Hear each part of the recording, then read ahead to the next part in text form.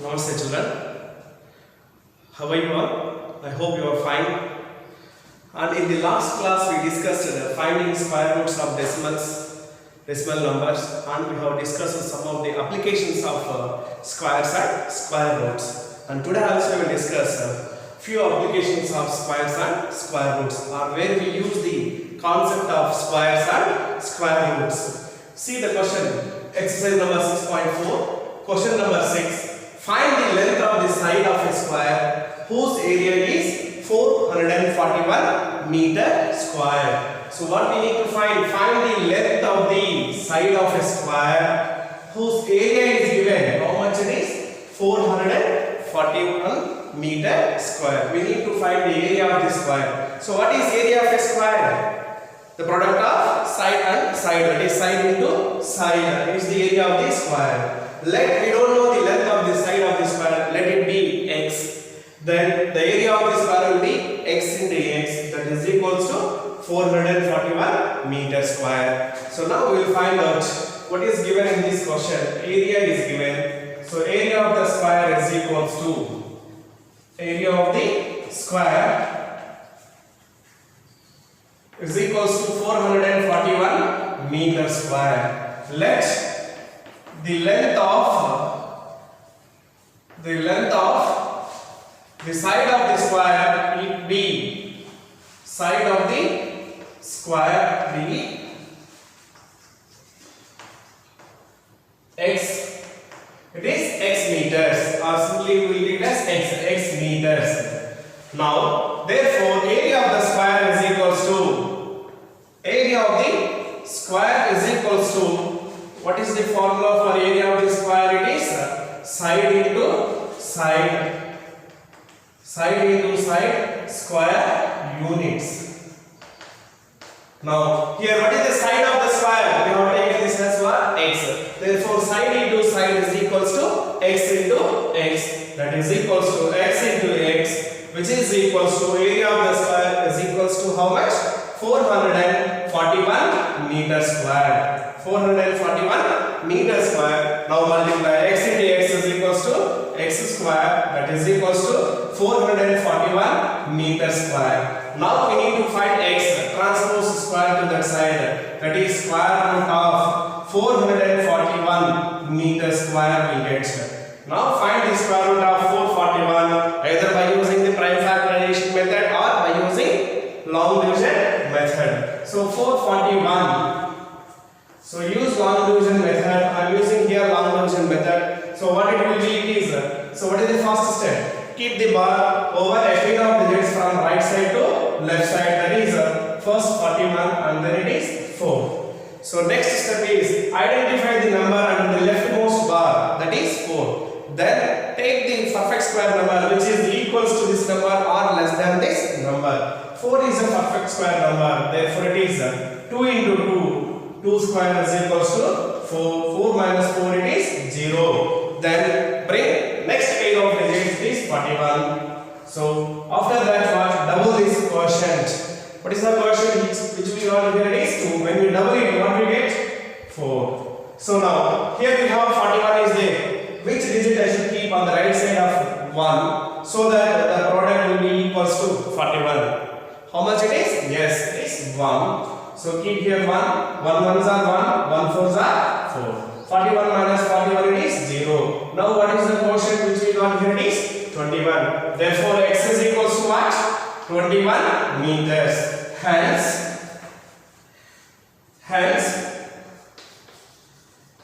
the side of the given square is equals to the side of the given square is equals to 21 meters. So if you want, you can verify this by using the concept of area of the square. So square is equals to, that is side of the square is equal to how much we got? 21 meters. So verification also you can do it. That is check. How can you do this? Area of the square is equals to side into side. That is 21 into 21 meters into 21 meters. Multiply 21 and 21. What we get it is 1 ones are 1, 1 twos are 2, 2 ones are 2, 2 2s are 4, and 1, 2 plus 2, 4, and it is 4. So how much we got?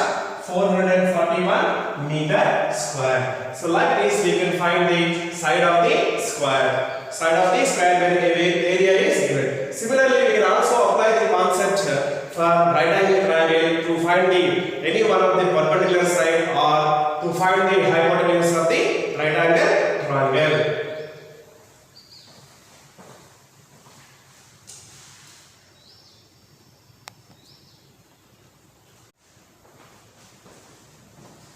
Now we will discuss one more application from exercise number 6.4, question number 7. Here we have two bits are there. So in the first bit, in a right triangle ABC. So what is given? A triangle is given. What kind of triangle it is? Right triangle. What is right triangle? A triangle in which one angle is 90 degrees. That kind of triangle is known as right triangle. We have discussed in the lower classes.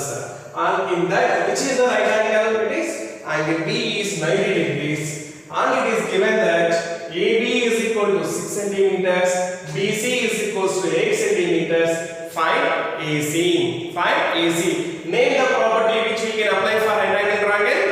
Yes, it is Pythagoras theorem. So to solve this, we use the Pythagoras theorem and also concept of squares and square roots. Now let us draw one right angle triangle. So what is the angle? Which angle is 90 degrees? Here it is angle B. So represent this is B, which is equals to 90 degrees. This symbol represents 90 degrees of perpendicular A, B, C. Now it is given AB is equal to how much it is? 6 centimeters represent on the figure, and BC is equal to what it is? 8 centimeters. 8 centimeters. What we need to find? Find AC. Find AC. We don't know how much is AC. Now what it is? The right angle triangle. What is the statement of Pythagorean property? In a right angle triangle, square of the hypotenuse, which is the hypotenuse, as I told you, the longest side of the right angle triangle is known as hypotenuse, or the side opposite to right angle is known as hypotenuse. Here AC is the hypotenuse. AC is the hypotenuse. Square of the hypotenuse is equal to sum of the squares of the two sides, that is AB and BC. Therefore, so what is given here is first we will write the given in triangle ABC. In triangle ABC, angle B is equals to 90 degrees and AB is equals to what it is? 6 centimeters. BC is equals to what it is? 8 centimeters. Then we need to find AC. We need to find AC. So using Pythagorean property. Pythagorean property.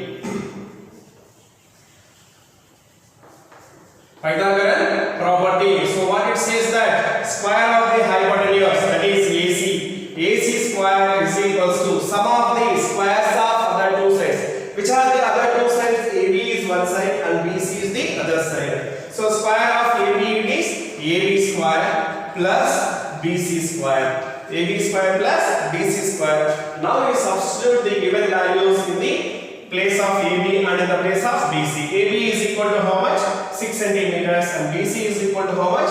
8 centimeters. That is 6 centimeters means AB square means it is 6 square plus 8 square. That is equals to AC square. AC square is equals to 6 square is equals to 6 into 6, 36 plus 8 square is equals to 8 into 8 it is 64. 36 plus 64 it is 100. So AC square is equals to how much? 100. Now AC is equals to, what it is? Square root of 100. So square root of 100, again we have, for all squares we have two values, positive value and negative value. As this AC and BC are lengths and we do not have lengths in negative, therefore we will ignore the negative sign and we will take the only positive sign. Therefore AC is equal to square root of 100. Square root of 100 is how much? 10. Therefore AC is equals to 10 centimeters. AC is equals to 10 centimeters. So you can find 100 by factorization method or by using what it is, using long division method also you can use. 2 5s are 10, 2 zeros are 0, 2 2s are 2 5s are, and 5 5s are. Therefore it is 100 is equals to what it is? 2 into 2 into 5 into 5. We have 2 and 5 both are pairs are there. Therefore square root of 100 is equals to 2 into 5, which is equals to 10. 2 5s are 10 centimeters. Like this we will find the length of AC. For suppose AC is given and AB is given and they are asked you to find BC. Then what to do? Same we will substitute in the place of AC as AC value and AB as its value, and BC will take which is unknown, we will write BC and we will simplify. So we will transpose this AB value to that side and we will get again BC square. So by finding the square root of that value we get the length of BC. Similarly we can find for AB. So here what we have used here, which property we used?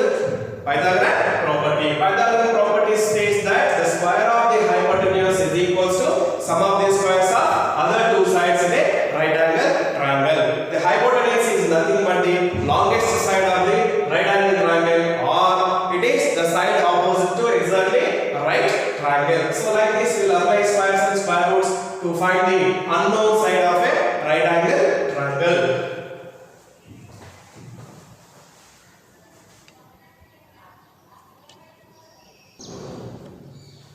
Now we will discuss one more application of using squares and square roots. See question number 8 from exercise number 6.4. A gardener has 1000 plants. How many plants are there with him? 1000 plants are there. He wants to plant these. What he wants to plant? These 1000 plants. How he wants to plant? In such a way. In what way he wants to plant? The number of rows and the number of columns. The number of rows and the number of columns both remain the same. It means that the number of columns and the number of rows are same. Then he found that he is getting some plants are less. So find the minimum number of plants. That is, find the least number of plants. Least number of plants he needs for this. For this means what? As he wanted to plant the plants in equal rows and equal columns. Number of rows are equals to number of columns. So how many plants still he need for this to plant these 1000 plants in the number of rows and number of columns which are equal. So what we have to do here, what we need to find? Number of plants which he requires we need to find, and also we need to find how many rows are there and how many columns are there. That also we need to find. See here we will use the concept of squares and square roots. So what is given in this question? It is total number of plants are there. Total number of plants with gardener. Total number of plants. Total number of plants with gardener. With gardener is equals to how many plants are there? It is 1000 plants. 1000 plants. Now let the number of rows. Let number of rows and number of columns. Number of rows and number of columns be x. How many rows are there? X rows are there. And how many columns are there? X columns are there. Therefore, how he can arrange these plants? Let for example, this is one plant like this. Rows and columns. Here, if you see here, we have 5 rows and 5 columns are there. 5 rows and 5 columns are there. So similarly here, rows and columns are same. Therefore, the total number of plants is equals to what it is? Number of rows into number of columns. That is x into x. That is equals to 1000. X into x is equals to what it is? X square. That is equals to 1000. Now x is equal to what? Square root of 1000. Square root of 1000. Now here we need to find the square root of 1000. Which method we will follow? Whether it is prime factorization method or it is long division method. Which one we need to follow here? Find the minimum number of plants we require, least number of. So we have come across this kind of sums.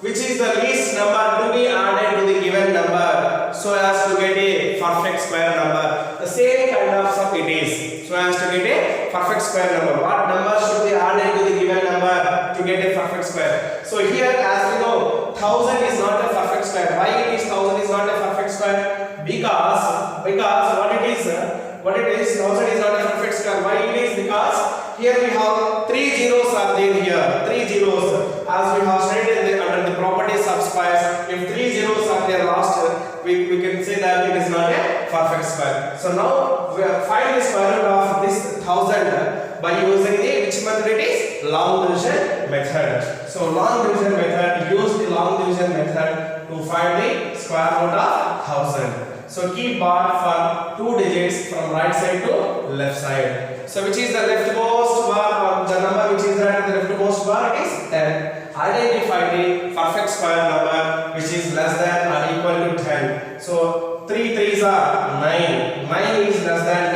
10. 4 4s are 16. More than 10. So now 3 3s are 9. Subtract this. 10 minus 9 is 1. Next step, double this portion. 3 2s are 6. Then bring the next pair of digits, it is 100. Now, what digit should I keep here to get this 100? Here I told you, we need to find more number of plants. So we should take one product more. One product more. If I keep here 1, 61 into 1 is equals to 61. 62 into 2, that is equals to 2 2s are 4. 6 2s are 12. 124. 124. So as I told you to take one product more. One product more. Already you have come across this kind of sums in the same exercise in the fifth problem. So take 2. 62 into 2 is equals to 124. We need to subtract. So what we get it is 24. Which 24 we get? Minus 24 we get. Minus 24 as 124 is greater. So its sign is minus 24. So the remainder which we get, that number if we add to the given number, then it will become a perfect square. So how many plants you have to add for 1000 to get to fulfill this number of columns and number of rows? As here minus 24 we got, please ignore the sign of minus 24 and take the positive value, that is 24. Then how many plants are to be required minimum?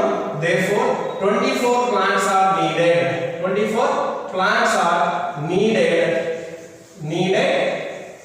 more for this activity, for this way of planting the plants, for this way of planting. So how many plants we require for this plant? For this way 24 more plants he required. So now we can check it whether it is right or wrong. So when we add 24 to this, what it is 1000, what we get? 1000 plus 24, that is equals to 1024. 1024. So find the square root of 1024, whether it is a perfect square or not.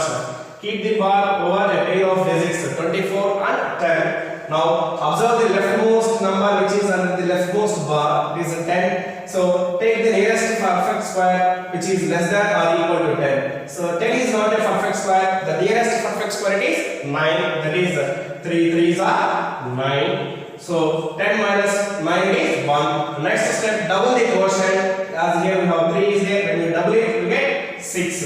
Third step, bring the next pair of digits, it is 24. So next with what digit will go? Check with the 2. 2 2s are 4. 2 6s are 12. 124. Now we got remainder is 0. Now what is that number which is there in the quotient place? It is 32. So this 32 square represents what it is? Number of rows and number of columns. So how many rows are there? How many columns will be there? It is 32 rows will he require and 32 columns he require when he take 24 more plants. So like this we will find the how many minimum or find the minimum number of plants we need for this. For this means for planting the plants in such a way that number of columns is equals to number of rows. So what we will follow here it is, we need to find the square root of the 1000, then by using the long division method. So the remainder which we get, ignore the sign and take that number. If we add this number to the given number, it will become a perfect square. If it will become a perfect square means that we can find its square root. That square root will give you number of rows and number of columns. So this is also one of the application of squares and square roots.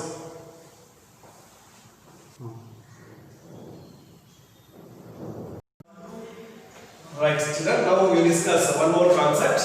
See the number of digits in the square root of a perfect square. Number of digits in the square root of a perfect square. Perfect square nothing but square numbers. So how many digits are there in the square root of perfect squares? We will discuss here. That is, if one digit number is there, perfect square, or two digit numbers are there, three digit numbers are there, four digit numbers are there, five digit numbers, six digit numbers are there, then in these square roots, how many digits are there? That is our today's topic. Now, perfect squares, you see here, 1 is the smallest one digit perfect square number, and similarly 9 is the largest one digit perfect square. One digit perfect square. So, how many digits are there in 1? It is only one digit. And how many digits are there in 9? It is again 1. Now, what we can say 1, which kind of number? They are odd numbers or even numbers? They are odd numbers. So, odd number of digits are there in the perfect square number here. Then, the square root of 1 is equals to 1. Square root of, that is, the square root of 9 is equals to what? It is 3. So, number of digits, the square roots of one digit number, that is 1 and 9. What we have? It is 1 and it is 3. How many digits are there here? Here, for 1 we have only 1 is there, and for 9 we have only 1 digit is there. It means what we can conclude, if the perfect square number contains only 1 digit, then the number of digits in these square roots will contain only 1 digit. As we know, 9 is the greatest 1 digit number, and it is also greatest 1 digit perfect square number, and its square root is 3. It has only 1 in the square root. Only 1 digit is there in the square root. Similarly, if you come to the 2 digit numbers, 16 is the smallest 2 digit perfect square. 16 is the smallest or least perfect square. 81, 9 square, it is 81 is the greatest 2 digit perfect square. How many digits are there in 16 and 81? We have 2 digits are there. So 2 digits represents this an even number of digits.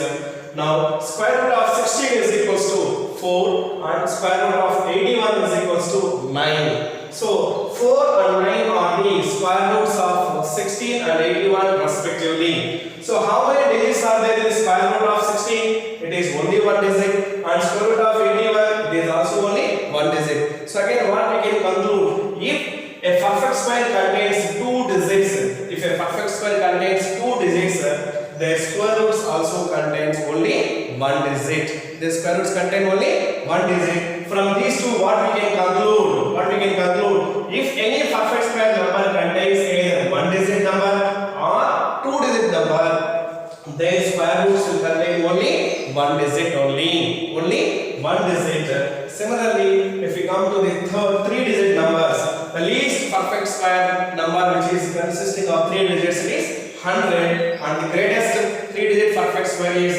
961. 100 is having 3 digits and 961 is also having 3 digits. Therefore, these two are 3 digit numbers. Their square roots, square root of 100 it is 10, square root of 961 is 31. So 10 and 31 both they contains 2 digits are there. Means if a perfect square contains 3 digits, if a perfect square contains 3 digits, then the number of digits in their square roots, we have only 2 digits, that is square root of 100 it is 10 which is having 2 digits, square root of 961 it is 31, and the number of digits in 31 it is 2. Now the 4 digit number 1024 is the smallest 4 digit perfect square, and 9801 is the greatest 4 digit perfect square number. So how many digits are there in 1024? It is 4 digits are there. 9801, how many digits are there? 4 digits are there. In the square roots, that is the square root of 1024 it is 32. Square root of 9801 it is 99. In their square roots we have 2 is there, 2 digits are there. So from these 4 what we can conclude, that is, if any perfect square number contains either 3 digits or 4 digits, their square roots will contain always 2 digits only. 2 digits only. So from this what we can conclude from the whole concept, if any perfect square number contains either 1 digit or 2 digits, their square roots will contain only 1 digit. Similarly, if any perfect square number contains either 3 digits or 4 digits, the x square roots will contain only 2 digits. So now if you see here, odd number digits are there. That is one digit numbers are odd number. Sorry, one digit number 1 and 9. That is odd numbers are there. And here it is there. 16 we have 2 digits are there. 81 we have 2 digits. So that is even number digits. Odd number digits are even number digits.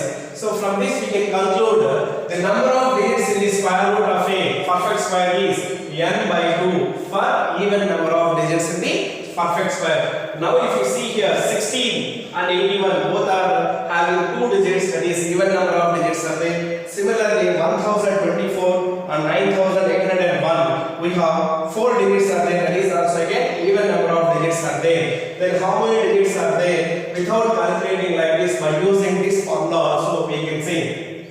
So if a 2-digit number n is equals to what? 2. N is equals to what? 2. That is 16 and 81 for 16 and 81. For 16 and 81 both are 2-digit numbers. N is equals to 2. Then how many digits are there in their square roots? It is n by 2, that is 2 by 2. 2 ones are 2 ones are, which is equals to 1. So only one digit is there in the square root of 16 and 81. You can see 16. We have square root is 4. It is only one digit number. We have only one digit is there. Similarly 81. 9 is its square root. It is having only one digit. Now if you take this 1024 and 9801. Here we have 4 digits are there. So n is equals to 4. Again this is also an even number. It is also an even number. Then how many digits are there in the square root of those numbers? It is n by 2, which is equals to 4 by 2. 2 ones are 2 twos are. So 2 digits are there. How many digits are there? 2 digits are there in the square root of a square number having 4 digits. 4 is an even number. So the formula is n by 2. Now, if the odd number of digits are there, how do you calculate how many digits are there in the perfect square? See here, one digit number means n is equals to 1. For odd numbers, odd perfect numbers, for odd numbers, that is odd number of digits, that is n is equals to 1, then the formula it is n plus 1 by 2, that is 1 plus 1 by 2, that is equals to 2 by 2, 2 ones are, it is 1. So only one digit will be there. If any perfect square will contain one digit, their square roots also will contain one digit. Similarly, if n is equals to 3, then n plus 1 means it is 3 plus 1 by 2, that is equals to 4 by 2. 2 ones are, 2 twos are. So 2 digits are there. If 3 digits are there in the perfect square, then their square root contains only 2 digits. So you can calculate using this formula, or you can find out how many digits are there in the square root of a perfect square. That is n by 2. We use this for even number of digits in the perfect square. N plus 1 by 2. We use this for odd number of digits in the perfect square. So like this we can find the square roots of square roots. Find the number of digits in the square root of a perfect square.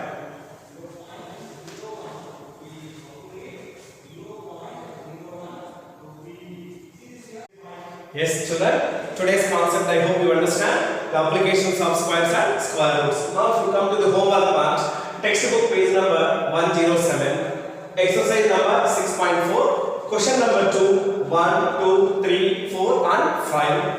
Page number 108, question number 7, second bit and question number 9. Please complete this homework in the classwork. Thank you very much.